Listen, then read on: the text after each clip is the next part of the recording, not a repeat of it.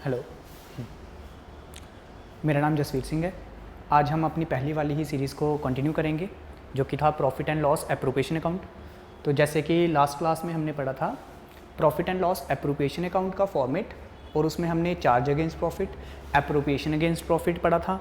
इसके साथ हमने कमीशन के सारे केसेस डिस्कस करे थे, जिसमें हमने करा था सिंपल वाला नेट प्रॉफिट पे कैसे कमीशन हम कैलकुलेट करेंगे, आफ्टर चार्जिंग सच कमीशन पे कैसे करेंगे, डिविजिबल प्रॉफिट पे कैसे करेंगे। तो ये सारे केसेस हमने डिस्कस करे थे इसी फॉर्मेट में, जो कि अभी हमारे पास जो profit and loss appropriation account का फॉर्मेट है, इसी में हमारे पास एक टॉपिक आता है। यहाँ पे एक और हमारे पास क्या है, जब हम इसको कैलकुलेट कर रहे होते हैं तो यहाँ पे आ जाएगा नेट प्रॉफिट,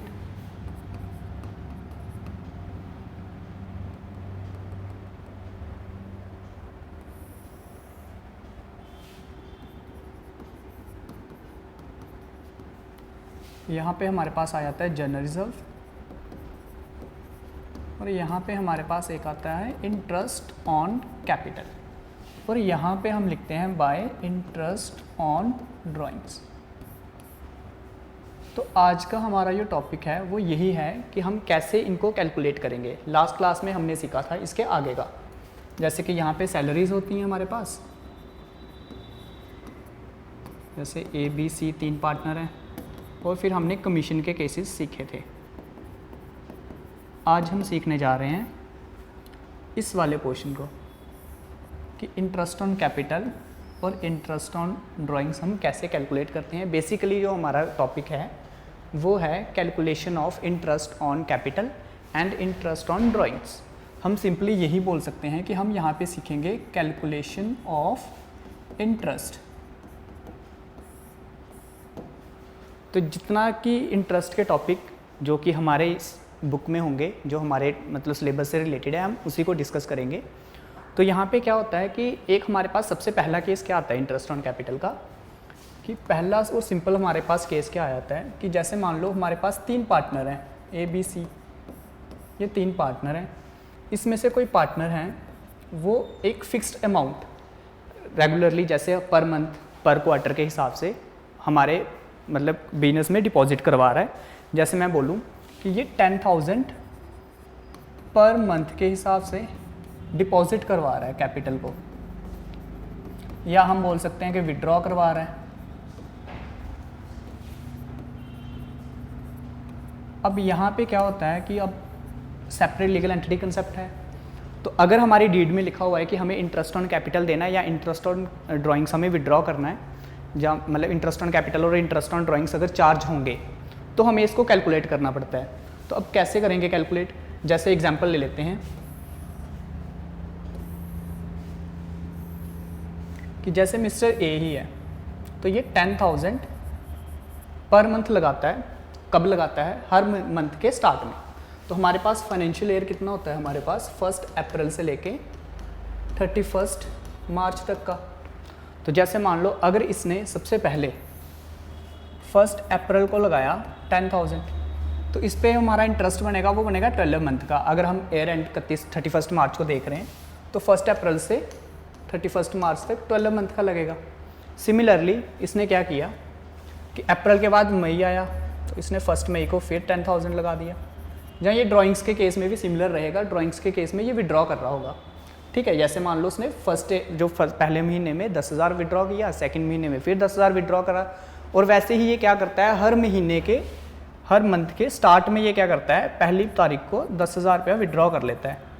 तो हम क्या करेंगे, यहाँ पे हमारे पास 11 मंथ का आ जाएगा और यहाँ पे 10 मंथ का आ जाएगा। ऐसे ही सो ऑन चलते जाएगा, 9, 8, 7, और जो लास्ट मंथ हमारा रहेगा पूरे फाइनेंशियल ईयर का, यानी कि मार्च वाला मंथ, तो इसने 1 मार्च को भी विड्रॉ कर लिया। तो 1 मार्च को भी इसने क्या कर दिया, विड्रॉ कर लिया। अब जब इसने 1 मार्च को जो विड्रॉ किया होगा उस पर हमारा कितना लगेगा, 1 मंथ का। तो अगर मैं देखूं कि इंटरेस्ट कैलकुलेट करने का हमने जो, जैसे आपने पहले भी छोटी क्लासों में पढ़ा होगा कि इंटरेस्ट कैसे कैलकुलेट किया जाता है, उसके लिए फॉर्मूला होता है principal into rate into time. ठीक है, पीआरटी बोलते हैं जिसको हम शॉर्ट में। तो principal into rate into time करके हम कैलकुलेट करते हैं। तो अगर मैं ऐसे कैलकुलेट करूँगा तो मुझे यहाँ पे 12 टाइम्स ये कैलकुलेट करना पड़ेगा, इसके बाद से मेरे को उन सबको प्लस करना पड़ेगा, फिर जाके मेरा फाइनल आंसर आएगा। पर यहाँ पे हम एक शॉर्टकट मेथड लगाएंगे। शॉर्टकट मेथड क्या होगा, उसके लिए कंडीशन क्या है, सबसे पहली कंडीशन क्या है कि हमारे पास जो अमाउंट है वो सेम होना चाहिए। जैसे यानी कि यहाँ पे 10,000 है तो हर बार 10,000 ही होना चाहिए, यानी कि हर बार जो जब भी वो विड्रॉ कर रहा है या जब भी वो डिपॉजिट करवा रहा है तो वो एक फिक्स अमाउंट ही डिपॉजिट करवा रहा है, 10,000 10,000 10,000। अगर 20 है तो 20,000 20,000 20,000, ठीक है। सेकंड नंबर पे क्या होना चाहिए कि जो इसका टाइम गैप है ये इक्वल होना चाहिए। जैसे यहाँ पे देखो तो 1 मंथ का टाइम गैप है, यहाँ पे भी 1 मंथ का टाइम गैप है, यानी कि हर जगह हमारे पास 1 मंथ का ही टाइम गैप मिल रहा है। तो हम ये कह सकते हैं कि अमाउंट एंड टाइम गैप, अगर ये दोनों चीज़ें सेम हैं तो हम ये वाला फॉर्मूला लगाएंगे जो अभी हम करने जा रहे हैं। तो सबसे पहले हम देखेंगे कि अगर हर महीने वो 10,000 लगा रहा है और पूरे साल लगा रहा है हर महीने के स्टार्ट में, तो हम ये मान सकते हैं कि 1 लाख रुपया 10,000 पर मंथ है और पूरे 12 मंथ लगाया तो पूरा प्रिंसिपल हमारे पास कितना आ गया, 1,20,000। तो ये तो हमारे पास पहली चीज़ आ गई, हमारे पास क्या आ गया, प्रिंसिपल आ गया पहली चीज़। रेट हमें गिवन होगा, हमेशा से गिवन होगा, क्योंकि जब भी हम डीड बनाते हैं तो वहाँ पे डीड में हमें पहले मेंशन होता है कि इंटरेस्ट ऑन कैपिटल और इंटरेस्ट ऑन ड्राइंग्स कितना % रहेगा। तो सिंपल कैलकुलेशन के लिए हम इसको 10% ही लेट कर लेते हैं, ठीक है। तो इसका मतलब हमारे पास सेकंड जो है वो रेट जो होगा वो ऑलरेडी गिवन होगा, यहाँ पे हम इसको 10% मान लेते हैं कि 10% हमें क्वेश्चन में गिवन है। थर्ड नंबर पे हमारे पास आता है टाइम पीरियड। अब यहीं पे सारी हमारी गेम है। देखो क्या होगा, हम यहाँ पे लगाएंगे एवरेज का फॉर्मूला। तो जब भी यहाँ पे अगर टाइम गैप सेम है, यानी कि अगर बीच के जो हमारे पास कॉन्जिक्यूटिव नंबर हैं, तो हम एक फॉर्मूला लगा सकते हैं एवरेज का, फर्स्ट प्लस लास्ट अपॉन 2। तो क्या फॉर्मूला रहेगा हमारे पास, एवरेज टाइम पीरियड। हम क्या लगाएंगे, average time period. Average time period का फॉर्मूला होगा first plus last divided by 2। जैसे इस केस में क्या है, फर्स्ट हमारे पास 12 है और लास्ट हमारे पास 1 है, तो हम यहाँ पे फॉर्मूला लगाएंगे 12 + 1 डिवाइडेड बाय 2। तो ये आएगा 6.5 मंथ, ठीक है।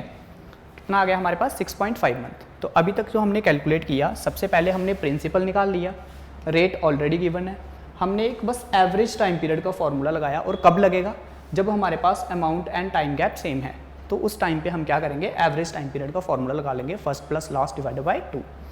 इस तरीके से अब हम लगाएंगे अपना formula principal into rate into time का कंप्लीट। तो प्रिंसिपल 1,20,000 आ गया था हमारे पास, रेट ऑलरेडी गिवन होता है हमारे पास, प्लस अगर बिगनिंग ऑफ एवरी मंथ है तो यहाँ पे 6.5 डिवाइडेड बाय 12 करेंगे, तो हमारे पास जो भी यहाँ पे आंसर आएगा वो उसी इसके इक्वल होगा जो हम यहाँ पे एक एक करके निकालते। यानी कि अगर हम यहाँ पे 12 टाइम्स निकाल के प्लस करते और इसके बजाय हम सिंपल यही फॉर्मूला लगा लें, तो हमारे पास हमारा पहला आंसर आके रेडी हो जाएगा, ठीक है। तो क्या करना है, जब भी हमारे पास amount and time gap same है तो हम ये वाला फॉर्मूला लगाएंगे। कब लगेगा ये, जब भी वो beginning of every month. Beginning of every month का ये मतलब है कि हर महीने की फर्स्ट को वो विड्रॉ कर रहा है, ठीक है। तो कंसेप्ट तो मेरे को लग रहा है आप समझ आ चुका होगा। तो सिमिलरली हम एक दूसरा एग्जांपल लेते हैं। अगर यहाँ पे वो 1 अप्रैल ना करके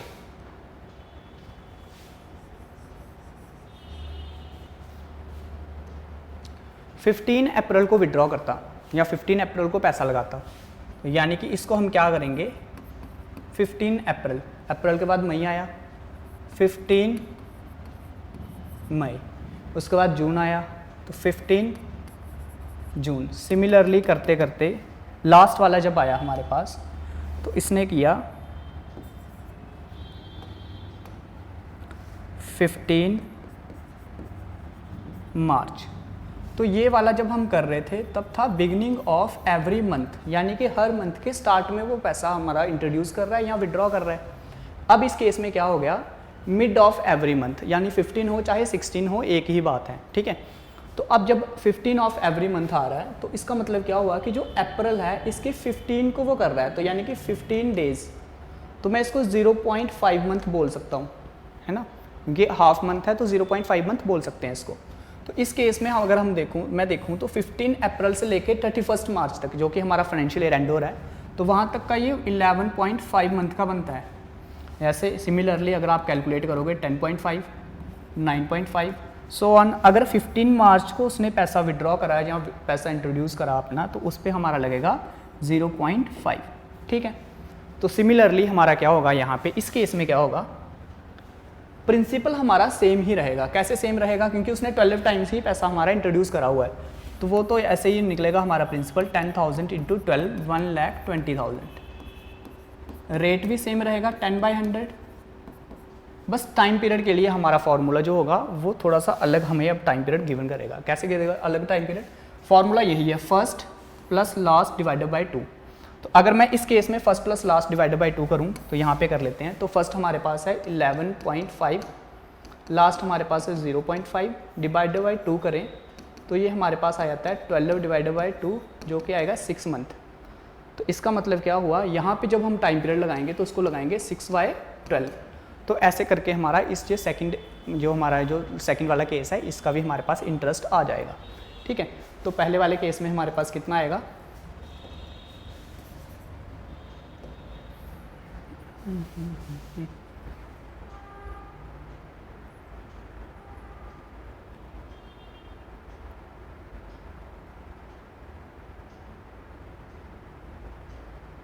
तो ये आएगा 6,500।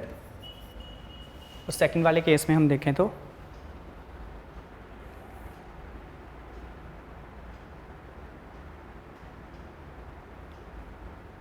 ये आएगा हमारे पास 6,000।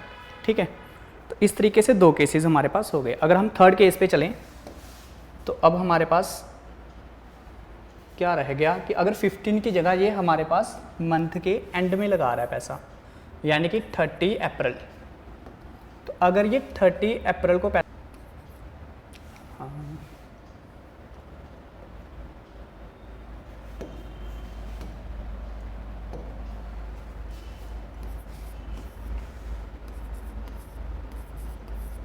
इसको हम बोल सकते हैं end of every month. End of every month का मतलब क्या है कि वो हर महीने के लास्ट में पैसा लगा रहा है। अगर वो हर महीने के लास्ट में पैसा लगा रहा है तो देखो, अगर आप ऐसे मान के चलो कि हमारे पास ये एंड है अप्रैल मंथ है और हम 30 अप्रैल को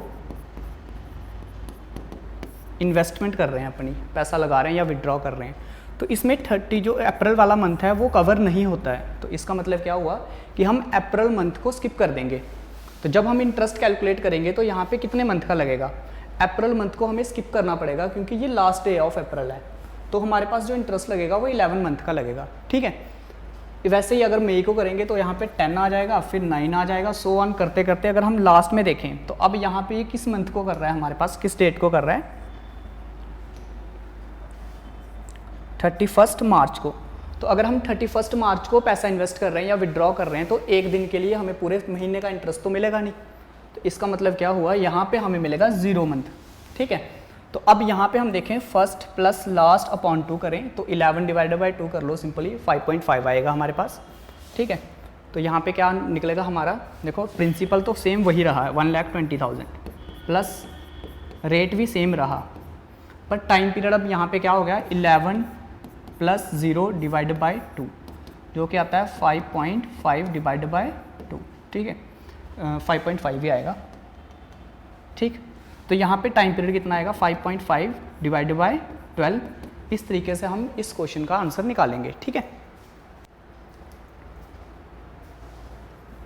अगर हम इसको कैलकुलेट कर लें 1,20,000 इंटू 10% इंटू 5.5 डिवाइड बाई 12, तो ये आता है हमारे पास 5,500। ठीक है, तो अगर हम इसको कंक्लूड करें वन शॉट में, इसको देख लें हम, अगर शॉर्टकट में देख जाएं तो शॉर्टकट में हम इसको कैसे बोल सकते हैं, बिगनिंग, मिड एंड एंड। ठीक है, तो जब भी हमारे पास बिगनिंग ऑफ एवरी मंथ की बात आएगी तो हम लगाएंगे time period 6.5 divide by 12, mid की बात आएगी तो हम लगाएंगे 6/12, एंड की बात आएगी तो हम लगाएंगे 5 डिवाइडेड बाय 12। तो यहीं पे हमारा सारा कंक्लूजन है, ठीक है। तो एक मैं क्वेश्चन आपको देता हूँ, वो हम डिस्कस कर लेते हैं अभी, कि अगर हमारे पास क्वेश्चन आएगा तो किस तरीके से आएगा। जैसे वो क्वेश्चन में लिखेगा मिस्टर ए विड्रॉ, ड्राइंग्स का कर लेते हैं, 20,000 पर मंथ। अब यहाँ पे 3 केसेस बना लेते हैं। First, in the beginning of every month,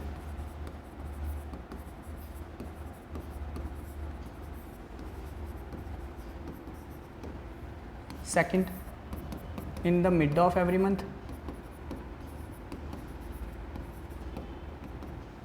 और थर्ड वाला in the end of every month. तो यहाँ पे देखो, अब हमने क्या करना है, उसी फॉर्मूले को याद रखना है अपना, PRT वाला, और एक टाइम पीरियड के लिए हमने इसको याद रखना है, ठीक है। तो सबसे पहले केस को अगर हम देखें तो रेट ऑफ इंटरेस्ट 10% ही लेके चलते हैं। तो पहले क्या होगा, 20,000 पर मंथ है, तो हम मल्टीप्लाई कर लें 20,000 इंटू 12, ठीक है, 2,40,000, ठीक। अब रेट ऑफ इंटरेस्ट है तो रेट तो सेम ही रहेगा हमारे पास 10/100। और अगर हम फर्स्ट केस की बात करें तो आ जाओ अपने टेबल पे, तो हमारा ये टेबल क्या बोलता है, बिगिनिंग ऑफ एवरी मंथ के लिए 6.5 का हमारा लगेगा। तो अगर हम पहले केस की बात करें तो क्या करेंगे, 6.5 डिवाइडेड बाई 12। सेकंड की बात करें तो हम क्या करेंगे, 6/12। थर्ड की बात करें तो हम क्या करेंगे, 5.5 डिवाइडेड बाई 12। इसी तरीके से हमारे तीनों के तीनों केसेस वन शॉट में ही निकल जाएंगे, ठीक है। अब चाहे जे अगर विड्रॉ की जगह वो लिख देता कि मिस्टर ए इंट्रोड्यूस करता है भाई,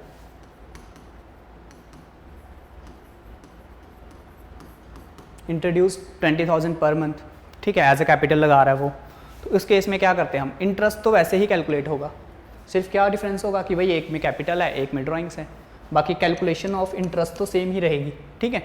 तो आई होप यहाँ तक ये समझ आ गया होगा। ये था हमारा सिंपल वाला मेथड। यहाँ पे हमारे पास कंडीशन क्या चाहिए, अमाउंट और टाइम गैप क्या होना चाहिए, हमारा सेम होना चाहिए। यानी कि अगर हमारा अमाउंट और टाइम गैप सेम है, ये वाली condition, amount and time gap अगर सेम है तो हम इसको कैलकुलेट कर सकते हैं। ये सारी जो प्रोसेस था ये समझाने के लिए था, इसका वहाँ पे कोई रोल नहीं है क्वेश्चन में, ना ही हमें ये डिस्कस करना है। हमें बस ये याद रखना है कि भाई ये इस तरीके से हमें इन तीनों को याद रखना है। अब इसके बाद जब नेक्स्ट क्लास होगी तो उस केस में हम उस क्लास में हम करेंगे कि अगर एवरी क्वार्टर है, अगर एवरी क्वार्टर है तो हम क्या करेंगे, आई थिंक मेरे को अभी डिस्कस कर लेना चाहिए ये, क्योंकि कोई ज़्यादा अभी हार्ड एंड टफ है नहीं है। तो देखो क्वार्टर का मतलब ही क्या होता है, 1/4, तो 1/4। तो यहाँ पे अगर हमारे पास एक फाइनेंशियल ईयर है, आप क्वार्टरली फीस भी अपनी पे करते होंगे, तो 3 मंथ का एक क्वार्टर है, हर क्वार्टर कितने मंथ का है, 3 मंथ का है, ठीक है। अब यहाँ पे अगर वो विड्रॉ करेगा 10,000, देखो पर मंथ के केस में हमने 12 से मल्टीप्लाई किया था, क्योंकि एक साल में 12 मंथ होते हैं। क्वार्टर की बात करेंगे तो 4 ही क्वार्टर हैं, तो हमें मल्टीप्लाई किससे करना है, 4 के साथ। तो हमारे पास इस तरीके से प्रिंसिपल अमाउंट आ जाएगा 40,000, यानी कि जो हमारा प्रिंसिपल है वो निकल जाएगा मज़े से। रेट की बात करें ऑलरेडी गिवन होगा, तो 10% ही लेट कर लेते हैं। अब टाइम पीरियड की बात आएगी तो यहीं पे समझ लेते हैं। तो देखो सेम वही फर्स्ट प्लस लास्ट अपॉन 2 वाला फॉर्मूला लगाएंगे। क्यों लगाएंगे, क्योंकि यहाँ पे जो टाइम गैप है वो 3 मंथ का है, तो हमारी कंडीशन सेटिस्फाइड होती है। एक तो क्या है भाई, अमाउंट सेम है, और टाइम गैप भी यहाँ पे सेम ही है। क्यों, पहले टाइम गैप था 1 मंथ का, अब टाइम गैप है 3 मंथ का, ठीक है, 3 मंथ का टाइम गैप है हमारे पास, ठीक। तो क्या करेंगे, अगर हम देखें कि फर्स्ट अगर वो बिगनिंग, यहाँ पे भी सेम केस वही बन जाएंगे। एक हम चार्ट बना के कर लेते हैं वापस से, तो यहाँ पे लिखेंगे बिगनिंग, यहाँ पे कर लेंगे मिड, और यहाँ पे कर लेंगे एंड, ठीक है। तो अगर हम पहले की बात करें तो 1 अप्रैल को पहले पैसे लगाएगा, ठीक है। तो अप्रैल मई जून, यानी कि फिर आएगा 1 जुलाई को, जुलाई अगस्त सितंबर, यानी कि 1 अक्टूबर, अक्टूबर नवंबर दिसंबर, यानी कि 1 जनवरी, ठीक है। तो हर महीने 10,000 लगा रहे हैं।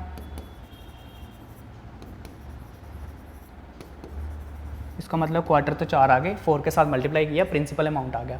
अगर बिगनिंग में लगाएंगे तो अप्रैल से लेके यहाँ तक हम देखें तो 12 मंथ होते हैं, ठीक है।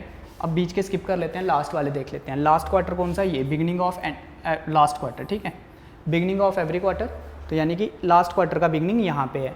तो अगर हम यहाँ से यहाँ तक कैलकुलेट करें तो यहाँ पे 3 मंथ आएंगे।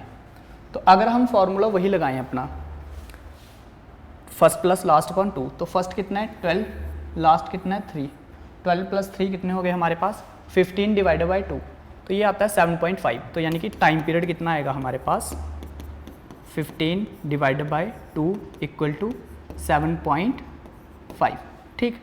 तो अगर हम इसको निकालें तो कितना आएगा 40,000 मल्टीप्लाई रेट ले लेंगे 10/100 मल्टीप्लाई टाइम पीरियड ले लेंगे 7.5 डिवाइडेड बाई 12, तो ये पहले वाला हमारे पास निकल के आ जाएगा, ठीक है।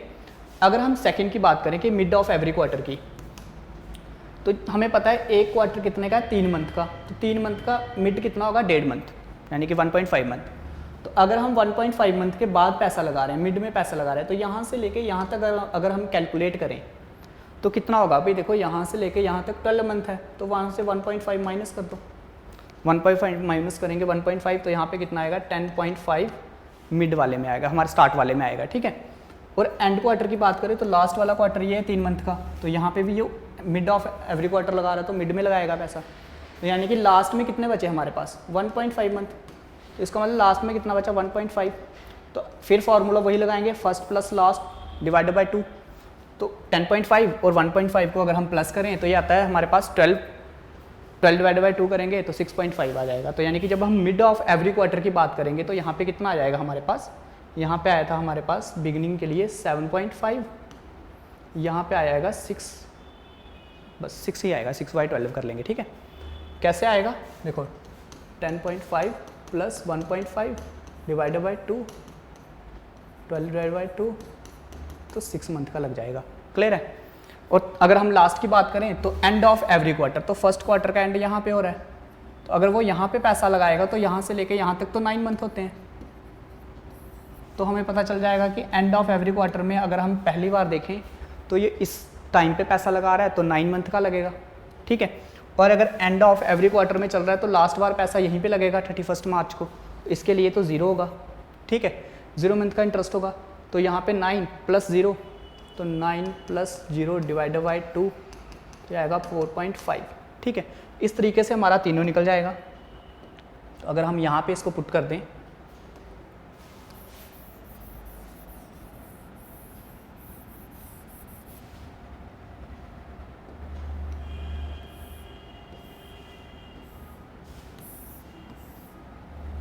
तो ये था हमारा मंथ का, ये हमारा आ जाएगा क्वार्टर का। तो क्वार्टर में पहले आएगा 7.5 divided by 12, 6/12 and 4.5 divided by 12। तो इस तरीके से अगर हम कर लेंगे तो हम calculation of interest on capital और इंटरेस्ट ऑन ड्राइंग्स के वो वाले केस सारे सॉल्व कर पाएंगे जहाँ पे अमाउंट और टाइम गैप सेम होगा। अगर हम इस सारी प्रोसेस को याद ना भी रखें, अगर हम सिर्फ इसी को याद रख लें और ये कैसे बनाए ये हमने अभी प्रोसेस सीखा है, अगर नहीं समझ आएगा एक बार फिर से उसको देखना, समझ आ जाएगा, ठीक है। तो अगर हम बस इतना ही याद कर लें तो ये भी बेटर है। तो बिगनिंग ऑफ एवरी मंथ के लिए ये लगाएंगे, क्वार्टर के लिए ये लगाएंगे, मिड में याद रख लो कि 6/12 ही लगाना है दोनों केस में, एंड वाला याद रख लो 5.5 और 4.5। इस तरीके से सारे क्वेश्चन हमारे सॉल्व हो जाएंगे जितने भी होंगे, ठीक है। अगर सिमिलर क्वेश्चन में हम बोलें कि यहाँ पे मंथ की जगह, अगर मंथ की जगह क्वार्टर लगा होता तो क्या होता भाई, हम 20,000 करते, इस बार 12 की जगह हम 4 से मल्टीप्लाई करते, क्योंकि क्वार्टर तो 4 ही हैं। 20,000 इंटू 4 करेंगे तो कितना आएगा, यहाँ पे हमारे पास 80,000 आ जाता, मल्टीप्लाई 10/100 करते, और अब वही फार्मूला आ गया हमारा सेम यही वाला, बिगनिंग के लिए, मिड के लिए और एंड के लिए। तो बिगनिंग के लिए करते तो कितना आ जाता 7.5 डिवाइडेड बाई 12, मिड के लिए करते तो 6/12, एंड के लिए करते 4.5 डिवाइडेड बाई 12। इस तरीके से करेंगे। अब बुक में जितने भी क्वेश्चंस हैं वो इसी के बेसिस पे हो जाएंगे। कुछ क्वेश्चंस में ऐसे होगा कि उसमें चलो वो हम बाद में ही डिस्कस कर लेंगे, नेक्स्ट क्लास में उसको डिस्कस कर लेंगे कि अगर क्वेश्चन को थोड़ा सा वो मोल्ड करके देगा तो कैसे देगा। बट हाँ, अगर आप थोड़ा सा कॉमन सेंस लगाओगे तो यही फॉर्मूला यूज़ होगा, फर्स्ट प्लस लास्ट अपॉन 2। ठीक है, आई होप काफ़ी इतने आज के लिए, थैंक यू सो मच। और बाकी चैनल को सब्सक्राइब कर लो, आगे क्लासेस आती रहेंगी और कमेंट सेशन में जो भी आपकी डिमांड होगी वो हमें बताते जाना, हम उस टॉपिक को डिस्कस करते जाएंगे। और अगर कोई इम्प्रूवमेंट की ज़रूरत है तो वो भी हमें पक्का नोटिफाई कर रहे हैं, आप कमेंट में कर सकते हैं। ठीक है, थैंक यू सो मच, आप काफ़ी आज इतने के लिए।